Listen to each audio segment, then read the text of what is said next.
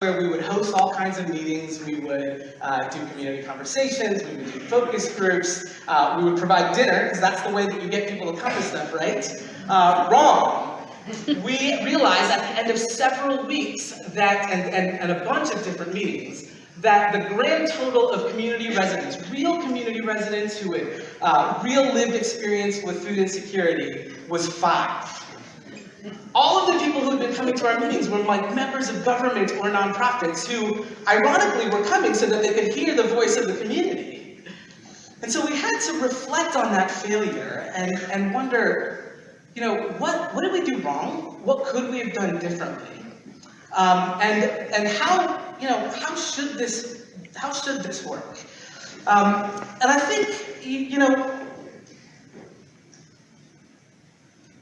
we reflected on this reality that, you know, many of our neighborhood residents just didn't trust government, right? For lots of varied reasons, for lots of complex reasons.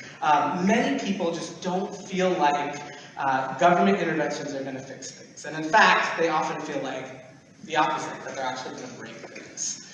And so, you know, it really set us on a course. You know, our health department had been on this journey about, you know, what would it look like for us to be the type of government institution that actually has authentic relationships with residents of the communities that we exist to serve.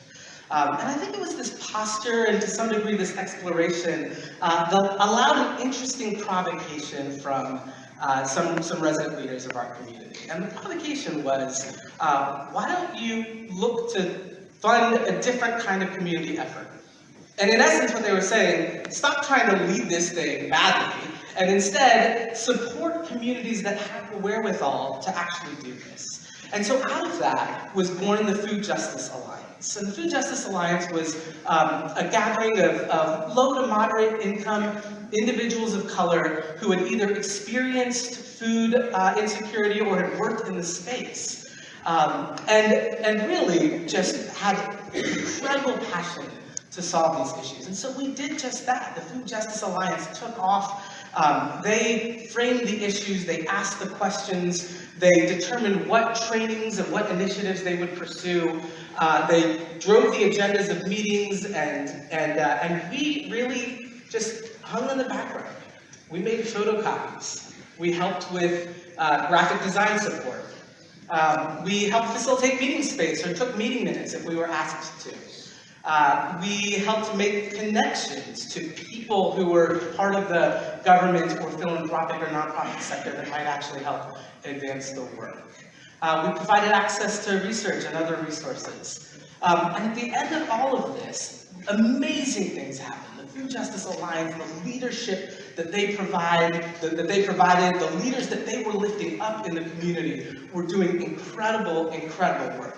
And in a short time, they accomplished a ton. They started community gardens, they launched a messaging campaign around nutrition that's going to be in 17 public schools in Richmond this year, and really anchored around health equity and racial equity. They established something called Feed the Culture, which was setting the city's food policy priorities with way more resident engagement and buy-in than we ever dreamed of having.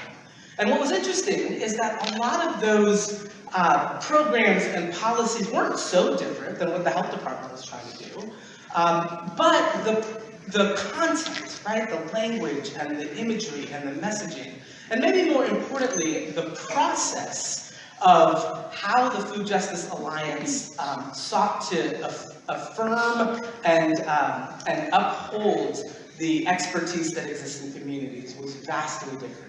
And what it did was it gave communities agency and ownership over some of these issues in ways that we just couldn't do. And it allowed them to unravel the narrative that communities might need somebody from the outside to come in and fix things that the community can't. And instead, it honored the expertise that existed in those communities and started to rewrite a narrative that communities can heal themselves and should.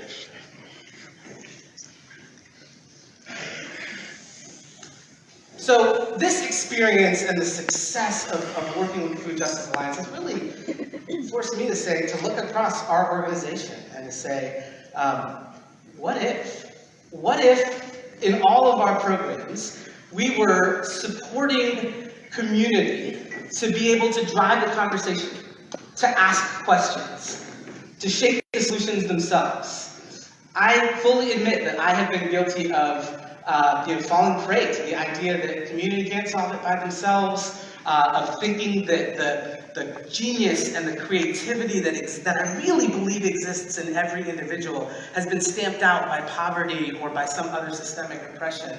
I've fallen prey to that. But what if the issue is that these brilliant, creative people have been denied access to the supports that could help them enact change in their own communities? And what if the role of government is to provide those resources and unleash communities to create their own solutions of the people, by the people, for the people? That's the kind of government I want to be a part of. I hope that resonates with some of you. And I hope that maybe just one day, there's some 10-year-old out there who says, when I grow up, I want to work for the government too.